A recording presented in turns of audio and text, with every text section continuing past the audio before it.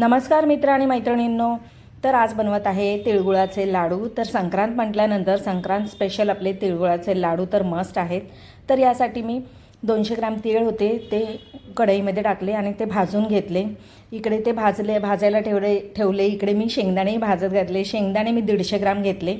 शेंगदाणे भाजून झाल्यानंतर त्याचे सालही काढून घेतले. सर्व साल काढून घ्यायचे, त्यामुळे नाहीतर साल नाही काढले तर ते काळपट वाटतात. आणि थोडेसे जाडसर शेंगदाणे ठेवायचे.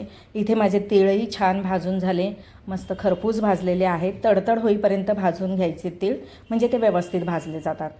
त्यानंतर मग शेंगदाणे आहे त्याचे साल काढल्यानंतर मी ते मिक्सरच्या भांड्यामध्ये काढून घेतले आणि ग्राइंड केले. थोडेसे मी जाडसरच ठेवले. मग कढईमध्ये मी थोडंसं 2-3 चम्मच पाणी घेतलं आणि जेवढे तीळ आणि शेंगदाणे होते, म्हणजे 200 ग्रॅम तीळ आणि 150 ग्रॅम शेंगदाणे, असे 350 ग्रॅम मी गूळ घेतला आणि तो गूळही यामध्ये घालून घेतला.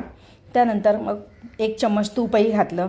गुळाचा थोडासा पाक झाल्यानंतर मी खूप पाक नाही बनवला त्याचा, कारण मला थोडेसे नरम हवे होते तिळगुळाचे लाडू, कारण माझ्या मुलाला नरम आवडतात, त्याला कडक आवडत नाही. मग मी थोडासा पाक बनवून घेतला. त्यामध्ये हे तीळ टाकले, त्यानंतर शेंगदाणे टाकले आणि छान मिक्स करून घेतले आणि मस्त असे लाडू वळून घेतले आणि खूप टेस्टी